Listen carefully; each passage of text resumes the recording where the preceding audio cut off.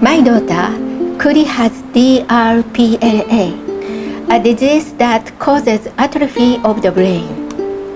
It is hereditary and progressive. Kuri is bedridden. My husband, Chiaki, passed away 7 years ago from this disease. I wrote OHANA Family in hopes of finding a cure. I pray that I can save my daughter. Chapter 5. Tears of Service and Hugs. It has been so helpful to have a caregiver come in for a few hours on Saturday and Sundays. But getting services means more paperwork and interviews.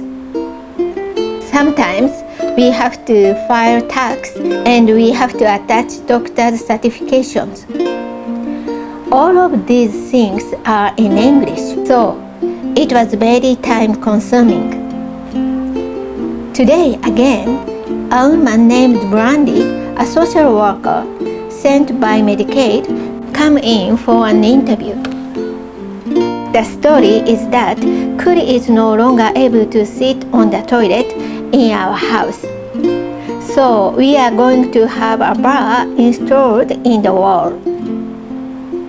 Brandy was very surprised to see Kuri for the first time in a year. Her eyes widened as she said, "Certainly Kuri is a lady." I've been hearing that from everyone I meet these days.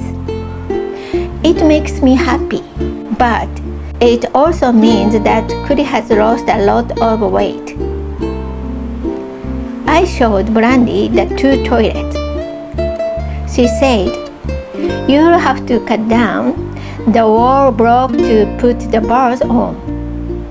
We have to consult not only the landlord, but also the townhouse association and get a letter of approval to do this work. We are not sure if it would fit in our toilet, but we agreed to try this first, as we sometimes put a bar next to the toilet of the type that is provided." Then followed a long interview with Brandy.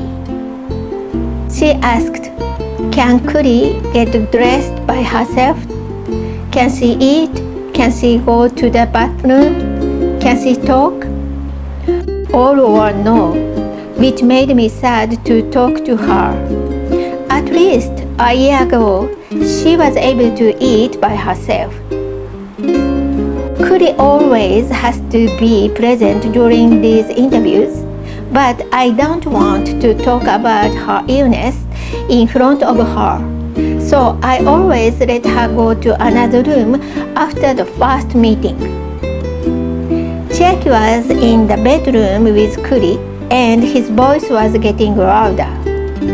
When I went to check on him, I found that he had dropped the TV remote control under the bed and was panicking because he couldn't get it off. I moved the bed and took the remote control.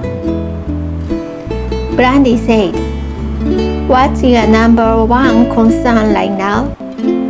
I said, "I don't think we will be able to live in this house with the stairs in the near future. But I wonder if we can find a house for rent that we can renovate. Though we might be able to find one if we move far enough away." Kuri started going to her current school, and for the first time, she doesn't dislike it anymore. The teachers are very kind. I don't want to move too far away. When Kuri fell, I couldn't help her get up anymore.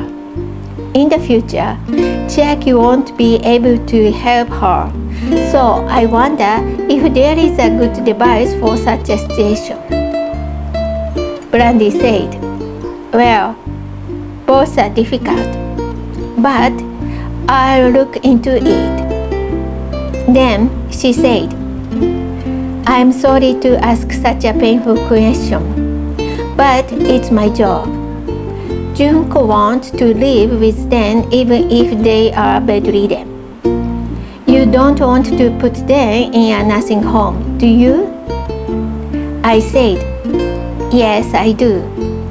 I know I can't take care of both of them, but I want to stay with them as long as possible.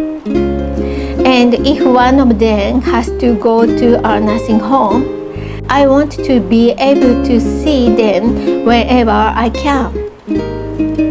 My job is to make sure Junko's family is comfortable.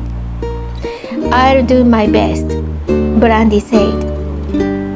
When Brandy finally left, she gave me a firm hug.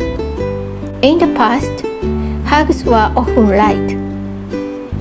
But now it is different.